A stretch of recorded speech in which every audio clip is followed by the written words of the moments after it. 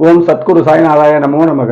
எனது முதன்மை பேராசன் மதிப்பிற்கரிய ஆதித்ய குருஜி ஐயா அவர்களுக்கு குரு வணக்கம். உலகம் முழுக்க பரவியிருக்கின்ற தமிழ் உறவுகள் அனைவருக்கும் மதுரை ஜோதிடர் சாய் செல்வத்தின் இனிய வணக்கங்கள். வாழ்க பல்லாண்டு. பரபர தமிழ் வருஷம் நாளைக்கு பிறக்க போகுதுங்க. இந்த வருஷம் 12 ராசிகளுக்கும் எப்படி இருக்குங்கிறத தெளிவாக சொல்லிட்டு வர்றேன்.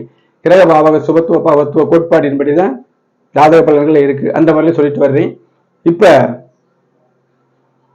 தனுசு ராசி அன்பர்களுக்கு குரு பகவானின் தனுசு ராசி அன்பர்களுக்கு இந்த வருஷம் என்ன பலன் நடக்குங்கிறத தெளிவாக பார்ப்போம். அதுக்கு முன்னாடி அஸ்ட்ரோ சாய் செல்வம் அப்படிங்கிற எனது யூடியூப் சேனலில் 1600க்கும் மேற்பட்ட சுபத்துவ பாவத்துவ கோட்பாடின்படி மனித வாழ்க்கைக்கு தேவையான அனைத்து விஷயங்களையுமே வீடியோவாக போட்டிருக்கேன். பாருங்க, ஜோதிடத்தை முதல்ல உணருங்க. சேனலை சப்ஸ்கிரைப் பண்ணுங்க, லைக் பண்ணுங்க, ஷேர் பண்ணுங்க. தனிப்பட்ட முறையில் உங்களுக்கு ஜாதக பலன் வேண்டினால் இந்த திரையில் தெரியக்கூடிய 90 80 57 13 70 அப்படிங்கிற நம்பருக்கு வாட்ஸ்அப் நம்பருக்கு தொடர்பு கொள்ளுங்க. ஜாதகத்தை அனுப்புங்க. ஜிபே நம்பர் இதுதான். கிரக விளக்கத்தோடு பலன்களை கேட்டறிந்து கொள்ளுங்கள். கிரக விளக்கம் இல்லாமல் நான் பலன்கள் சொல்றதில்லை. ஜோதிடம் தெரியாதவங்க வர்றவங்களுக்கு கூட நம்பிக்கை இல்லாம வரமாட்டாங்க, நம்பிக்கை இல்லாதவங்க வரமாட்டாங்க பார்க்க. ஆனால் ஜோதிடத்தை பத்தி தெரியாம வருவாங்கல்ல, அவங்களுக்காகவே இந்த கிரக விளக்கத்தை நான் சொல்றேன். அப்ப அவங்களுக்கு கூடுதல் நம்பிக்கை கண்டிப்பா வரும் அப்படிங்கிற அமைப்பு தாங்க. அதே மாதிரி திருமண பொருத்தம், திருமணம் எப்ப நடக்கும், எப்படி நடக்கும், திருமண வாழ்க்கையின் தரம் எப்படி இருக்குங்கிறத சொல்றேன். இப்படி சொல்லும் பொழுது 10 பொருத்தம் தன்னால போயிடும். அதை பார்க்க வேண்டிய அவசியம் இல்லை. அதுல ஒண்ணுமே இல்லைங்க. உணர்ந்தவர்களுக்கு தெரியும். 10 பொருத்தம் இல்லை, ஆனாலும் ஜாதக பொருத்தம் பார்த்துட்டு அதையும் பார்க்கணும் அப்படின்னா அது ஒரு ஏதோ சமையலுக்கு உப்பு மாதிரி இல்லை. உப்பு வேணும், ஆனால் அது உப்பு கூட கிடையாதுங்க. அது ஒண்ணுமே இல்லாத குப்பை. அதை எடுத்து போட்டிருக்கு. இப்ப கிரக சுபத்துவ பாவத்துவப்படி எல்லா பலன்களும் இருக்குங்கிறேன். கோல்சாரம் அவசியம் சொல்லணும். ஒளி மிகுந்த ஜாதகம், பிராப்தமான ஜாதகங்களுக்கு இந்த டெம்பரவரியா வரக்கூடிய கோல்சார கிரகங்கள் ஒளி கொடுக்கும். ஆனா அவசியம் இருக்காது, உணரவும் முடியாது. ஏன்னா ஏற்கனவே தேவையான ஒளி இங்க இருக்குல்லங்க. 70% இருந்தாலே நல்ல வாழ்க்கை வாழ்ந்துடலாமே. இப்ப 70% கீழே ஒளி இல்லாத ஜாதகங்களுக்கு டெம்பரவரியா ஒளி கொடுத்து உயிர் கொடுக்குறது இந்த கோல்சாரம். கோல்சாரம் அவசியம் சொல்லியே ஆக வேண்டும். இதுல மாற்றுக்கிறதுக்கு சமாதானத்துக்கு வேலையே கிடையாது. ஒரு கருத்தை தெளிவாக குருநாதத்தை நல்லா கத்துக்கிறோம், அவர் சொல்ற கருத்தை உள்வாங்குறோம், ஆராய்ச்சி பண்றோம். வேற என்ன இருக்குது? மூல நூல்கள் உண்மையானவை, விளக்க நூல்கள் எல்லாம் ஒரு வார்த்தையில பதில் இருக்கும். அதெல்லாம் பலனே கிடையாது. நிச்சயமாக ஒரு வார்த்தையில் பதில் சொல்லவே முடியாது. 12 கட்டம் இருக்குல்ல, 9 கிரகம் இருக்குல்ல, அப்புறம் எப்படி ஒரு கட்டத்தை சொல்ற மாதிரி அர்த்தமா? கிடையாது. எல்லா ஒளி கலப்பு அப்படிங்கிற அமைப்புலதான் பாவக சுத்தமும் இருக்கு. அதன் மூலம் தான் பலனே இருக்குது. இப்ப தனுசு ராசி அன்பர்களுக்கு இந்த வருஷம் எப்படி இருக்குங்கிறத பார்த்துருவோம். அனைவருக்கும் இல்லை, பலவீனமானவர்களுக்கு இந்த கோல்சாரம் பார்த்தே ஆகணும். இதுலதான் பலன் இருக்கு. தனுசு ராசி இப்ப போன வருஷம் குரு பகவான் கோச்சாரத்துல வருஷ கிரகங்கள் தான் பார்க்கணும். அதுதான் நின்று நமக்கு பலன் கொடுப்பது. தினக்கிரகமான சந்திரன் 2 நாளைக்கு மாறிட்டே இருப்பாரு நிலை இல்லாமல். மற்ற கிரகங்கள் 1 மாசம் 1.5 மாதம். செவ்வாய் ஸ்தம்பனம்ங்கிற அமைப்புல ஒரு ராசியில எங்காவது ஒரு 4 மாசம் 8 மாதம்லாம் இருந்திருக்காரு. இந்த மாதிரி அமைப்புலாம் இருக்கும். இப்ப வருஷ கிரகமான குரு பகவான் வருஷம் பூரா இருந்து உங்க ராசியை பார்த்துக்கிட்டு இருந்தாரு. பலவீனமான ஜாதகர்களுக்கு கூட நீங்க ஏதோ செயல்பட்டுக்கிட்டு இருந்தீங்க. எல்லாரும் மிகுந்த பிராப்தத்தோட இருக்கிறது இல்லை, பிராப்தத்தோட இருப்பாங்க, மிகுந்த பிராப்தத்தோட இருப்பாங்க, சமமான முறையில வாழ்வாங்க.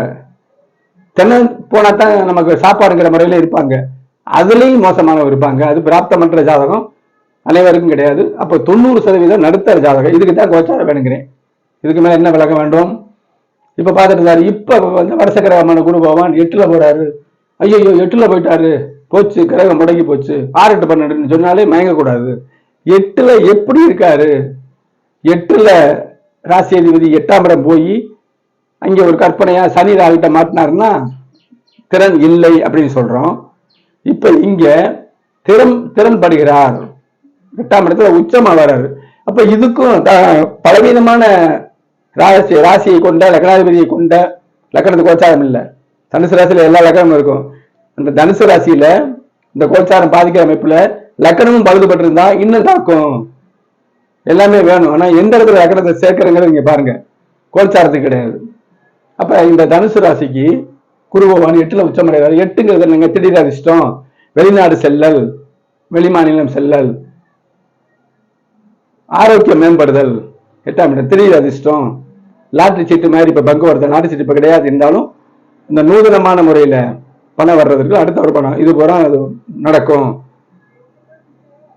அதிர்ஷ்ட அமைப்புல பிழைக்கிறவங்களுக்கு நல்ல காலம். குருபவனுடைய பார்வை 12ஆம் இடத்துக்கு விழுகுது, நல்ல தூக்கம் கிடைக்கும். இப்ப 8ல இருந்து 12ஆம் இடத்தை பாக்குறாரு. உறுதியா ஒண்ணு சொல்லுவேன், உங்க ஜாதகத்துல வெளிநாடு செல்லும் அமைப்பு தசாபதி ரீதியாக நடப்பவர்களுக்கு, திறன் இல்லாமல் திணறிக் கொண்டிருப்பவர்களுக்கு இந்த 8ஆம் இடத்துக்கு ஒரு பூஸ்ட் செய்யும். சாலையை கடக்க திறன் இருக்கு, ஆனா அவ்வளவா திறன் இல்லை, நடக்க எத்தனிக்கிறார். அதை பார்த்து ஒரு நல்ல மனுஷன் வந்து கைப்பிடிச்சு கூட்டு போய் சாலையை கடந்து விடுகிறார். ஒரு உயரத்துக்கு ஏறுறதுக்கு திணறாரு, ஆனாலும் திறன் இருக்கு, திணறாரு. இன்னொருத்தர் பிடிச்சு அவருக்கு ஹெல்ப் பண்றார். இதுதான் கோச்சாரம். இப்ப இந்த மாதிரி ஹெல்ப் பண்றதுக்கு இந்த கோச்சாரம் வருதுங்க. 12ஆம் இடத்துக்கு வருது. வெளிநாடுகளுக்கு வெளிமாநிலத்துக்கு முயற்சி செய்யக்கூடிய அன்பர்களுக்கு, அதனுடைய தசாபதி நடப்பவர்களுக்கு நிச்சயம் இது பலன் தரும். 12ஆம் இடம் சுப செலவுகள், அதையும் எடுத்துக்கலாம். தனக்கு, பிள்ளைகளுக்கு, பேர குழந்தைகளுக்கு வயசுக்கு தகன சுப செலவுகள். நல்ல தூக்கம் வரும். நல்ல தூக்கம் என்ன? எல்லாமே தீரும். நோய் தீர்ந்தால் தூக்கம் வரும், கடன் தீர்ந்தால் தூக்கம் வரும். பண வரவு நல்லபடியா மகிழ்ச்சியா இருந்துச்சுன்னா தூக்கம் வரும். நிம்மதின்னு ஒண்ணு இருந்தால் தூக்கம் வரும், அது ஏற்படும். 2ஆம் இடத்துல இப்ப ராகு அப்புறம் தான் வராது, இருந்தாலும் 2ஆம் இடத்தை குரு பார்க்கறதுனால ராசிக்கு 8ல இருந்தா 2 பார்ப்பாரு, குடும்பம் ஓடும். 2ஆம் பாவம் வீக்கானவர்களுக்கு செயல்படும். ஒரு வருஷ காலம் 2026 ஜூன்ல இருந்து 2027 ஜூன் வரை இருக்கு.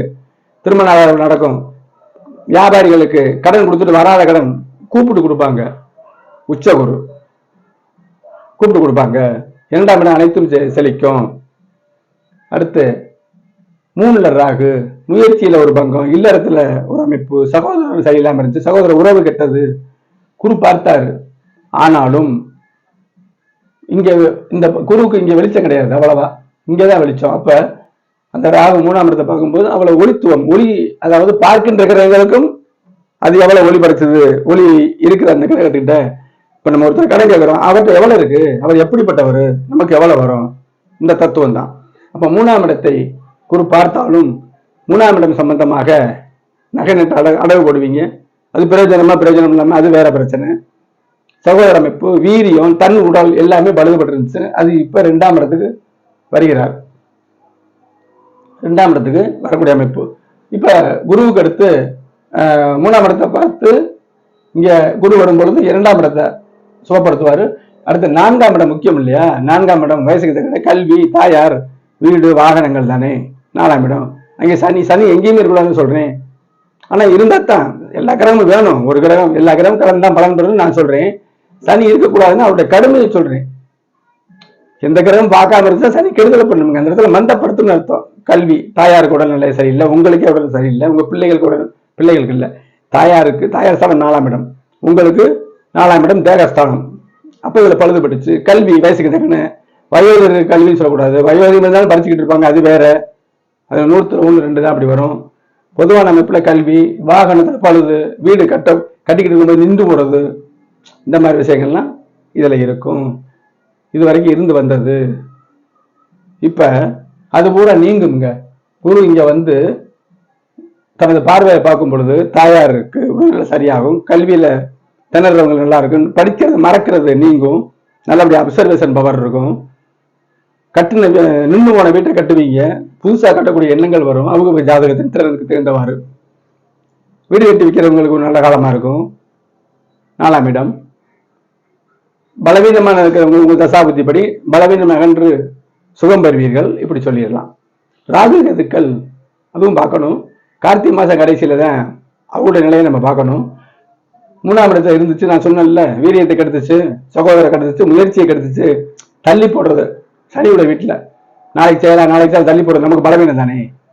அப்ப அதையெல்லாம் கெடுத்த ராகு அங்க இருந்து ரிவர்ஸ்ல வருவாரு. ராகு கேதுக்கள் அப்பிரதட்சணம் சொல்றது. இப்ப 2க்கு வருவாரு. சரி 2க்கு கெட்டு போச்சு அப்படின்னு சொன்னோம்னா விதிவிலக்கு இருக்கு.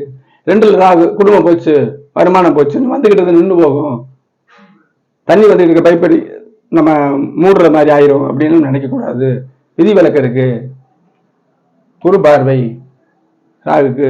இடம் கொடுத்த சனியும் குரு பார்க்கிறாரு. அப்ப வெளிச்சம்னு வரும் பொழுது 2ஆம் இடத்துல ராகு என்ன செய்யும்? வருமானத்தை பெருக்கும். எப்ப பெருக்கும்? தனிச்சு இருந்துச்சுன்னா, கடுமையா இருந்துச்சுன்னா வருமானத்தை குறைக்கவும், சுபர் பார்வை பெற்று விட்டால் அந்த ராகு வருமானத்தை பெருக்கும் அப்படின்னு சொல்லிடலாம். கல்யாணம் நடக்கும், குடும்ப வருமான விஷயத்துல எந்த தடையும் இல்லை அப்படின்னு சொல்லிடலாம். அடுத்து பாத்துக்கங்க, கேதுவை பார்க்கணும்ல. 8ல இருந்துச்சு, ராசிக்கு 8ல இல்ல சாரி, தனுசு ராசிக்கு 9ஆம் இடத்துல கேது இருந்துச்சு. தனுசு ராசிக்கு 9ஆம் இடம் என்ன பாக்கியம், தந்தையாரை காட்டும், எல்லாமே பாக்கியம் தானே. பாக்கியம்ங்கிறது அனைத்து 9ஆம் இடம் அனைத்தும் பாக்கியம். நம்மளே நமக்கு பாக்கியம், குடும்பமே பாக்கியம், தாயார் பாக்கியம், தந்தை பாக்கியம், நண்பர்கள் பாக்கியம், அனைத்துமே பாக்கியம் தானே. தொழில் பாக்கியம். அதுல கேதுங்கிற மெல்லிய இருட்டு கெடுத்துச்சு, லேசா கெடுத்துச்சு. ராகு இருந்தா கடுமை, கேது இருந்தா கம்மி. இதுலையும் நம்ம சுபத்துவ பாவத்துவத்தை பார்க்கணும், அளவீடுகளை பார்க்கணும். அளவீடுகள் குவாலிட்டி பார்க்குறோமா? 9ஆம் இடத்துல கேது 8க்கு போறாரு. சரி 8ல இருந்தா கேது அடிப்படை வைப்பாருன்னு சொல்லிடுவாங்க. மற்றதெல்லாம் பார்க்காம 8ல கேது போகுது, 8ல ராகு கேது இருந்தா அடிப்படை வைக்கும், அதிசயத்தை கம்மி பண்ணும் அப்படின்னு சொன்னா இங்க ரெமெடி என்ன? குருவோட சேர்றாரு, கேல யோக அமைப்புல போறாரு. கேல யோகம்ங்கிறது அதிக பண வரவுன்னு அர்த்தம். இது மட்டும் பார்த்தாது, குரு கேது இணைவு மட்டும் கேல யோகம் அல்ல. தனியா வீடியோ எல்லாம் போட்டிருக்கேன். அங்க வந்து அவர் ஸ்ட்ராங்கா இருக்கணும், 2ஆம் இடம் நல்லா இருக்கணும், குருவே அடிப்படை ஜாதி நல்லா இருக்கணும். குருவே கேதுவோட சேர்ந்து 2, 9, 11 இந்த கோடீஸ்வர யோகம் அது பூரா நல்ல இடத்துல இருக்கணும். மறைஞ்சிருக்கணும். மறைஞ்சிருந்து வெளிச்சப்பட்டா தடை பாதிதான் கிடைக்கும். பரிபூர்ணமா கிடைக்கணும்னா பாவத்து பாவங்களுக்கு மாறக்கூடாது. இதெல்லாம் பாவத்து பாவம் பார்க்கணும், வெளிச்சமா இருக்கணும். அந்த நேரத்துல குரு கேது இணைவது மேற்கொண்டு சப்போர்ட் பண்ணணும். இப்படித்தான். அப்ப தனுசு ராசி என்பர்களுக்கு 8க்கு போகுது, குருவோட சேர்த்து எந்த கெடுதல் இருக்கிற ஆரோக்கியத்தை விருத்தி பண்ணணும்னு சொல்லணும். இப்படி அமைப்பு. இந்த 9ஆம் இடம் நீங்குது, பாவத்துவம், தந்தை வழி அமைப்புகள் நல்லா கிடைக்கும். இதாங்க தனுசு ராசிக்கார பலன். கண்டிப்பான முறையில கிரக சுபத்துவ பாவத்துவத்தின்படி வந்து ஜாதக பலன் மட்டுமல்ல, கோல்சாரமும் பார்க்கணும். திருக்கணிதப்படி தான் பார்க்கணும். கோல்சாரத்துல திருக்கணிதப்படி இப்பெல்லாம் சொல்லிட்டு இருக்காங்க. வாக்கியத்துக்கு வாக்கியம் துல்லிதம் அல்ல, திருக்கணிதமே துல்லியம். ஜாதக பலன்களாக இருந்தாலும் சரி, கோல்சாரமா இருந்தாலும் சரி, திருக்கணித பஞ்சாங்கப்படி உள்ள நிகழ்வுகள் சரியாக இருக்கு. உணர்ந்து பார்த்தவங்களுக்கு தெரியும். இந்த சர்ச்சைகள்லாம் முடிவுட சாதாரண விஷயம் இல்லை. ஆழ ஒரு மனிதனுடைய மனத்துல ஆழ பதிச்சு விட்டா சீக்கிரம் நீக்க முடியாது. அனுபவத்துலதான் எல்லாம் வரணும். அப்ப தனுசு ராசிக்கு பலவீனமானவர்கள் பலம் பெறுவீர்கள், எல்லாமே அடக்கம். பலம் பெற்றால் அனைத்தும் நடக்கும் அப்படிங்கிறத சொல்லி இந்த வருஷம் தனுசு ராசி என்பவர்களுக்கு சிறப்பாக இருக்க வாழ்த்துகிறேன். அடுத்து மகர ராசிக்கு இந்த வருஷம் என்ன செய்யுங்கிறத பார்ப்போம். நன்றி.